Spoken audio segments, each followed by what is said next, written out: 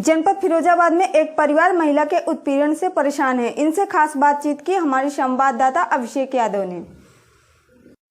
नमस्कार, मैं Abhishek Singh INA news से इस समय खड़ा हूँ फिरोजाबाद जनपद के मोहल्ला राठौर नगर में।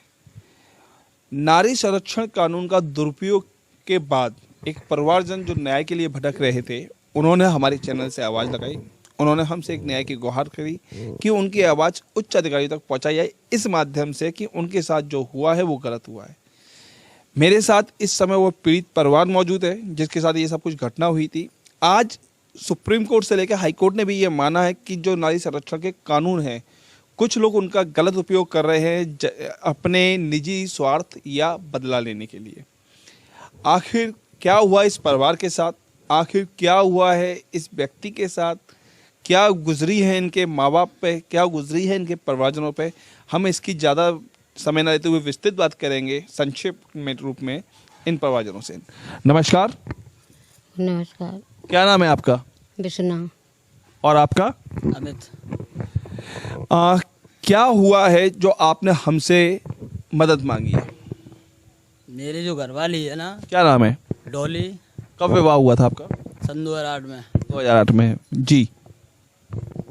सन 2008 में शादी हुई थी मेरी जी। उसके बाद में यहाँ पर मेरे घर में उसके बाद चाला सब गलत हो रहे थे। धीरे धीरे वो उसका करियर ख़राब होता जा रहा था।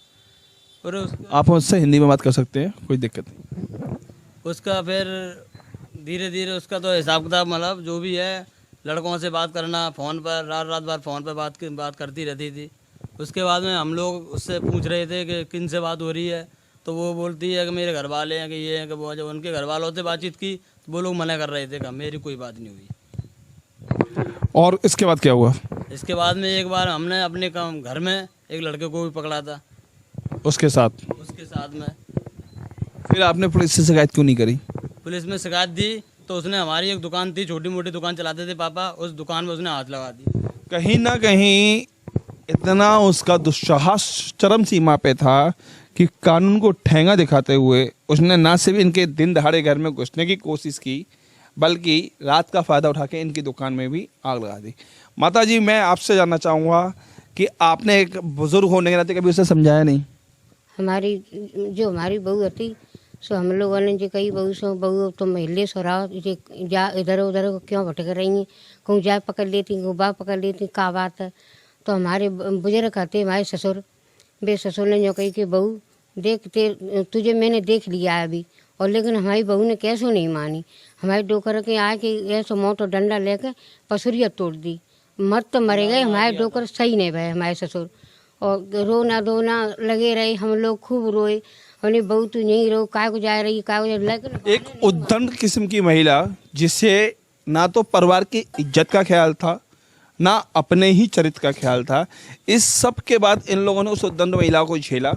समाज में बदनामी ना हो, रिश्ते खराब ना हो, बच्चे का भविष्य खराब ना हो, उसी महिला ने आज फर्जी मुकदमे के रूप में 498A और डोमेस्टिक वायलेंस के केस दायर किए हैं और मेंटेनेंस मांग रही है।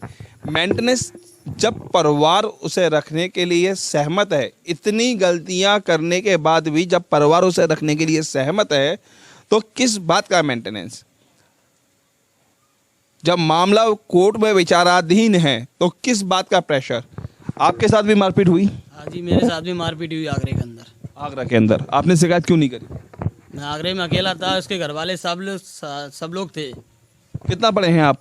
मैं कुछ नहीं पढ़ा कर, ज़्यादा नहीं पढ़ा। मैंने अपने आर्टिकल में लिखा था, ये भारत की सबसे बड़ी विषम समस्या है कि जब तक आदमी साक्षर नहीं होगा, ना तो वो अपना हक जान पाएगा, ना वो अपने अधिकार जान पाएगा। मैं आपको एक पूर्ण विश्वास दिलाता हूं कि मेरे चैनल के माध्यम से आपकी आवाज़ उच्च अधिकारियों तक पहुंचेगी। जिस तरह से अन्य लोगों को न्याय मिला, आपको भी मिलेगा। जब वो मायके गई थी तो कहाँ से गई थी? यहाँ से गई थी कि आगरा से गई थी? आगरा से जब गई थी तो आपका क्या सामान लेके गई थी? आगरा से जब मेरे कमरा से गई थी, पायल भी थी उसके पास, वो भी लेके गई, मेरी जंजीर भी थी वो भी लेके गई, अंगूठी भी वो भी लेके गई, कुछ पैसे घर पर रखे थे 10-20 हज़ार जो भी हुए वो भी लेके गई थी।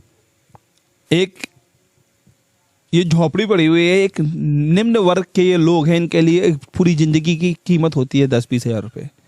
मैं उच्च अधिकारियों से एक ही प्रार्थना करूंगा कि इस घटना को संज्ञान में लेते हुए विधि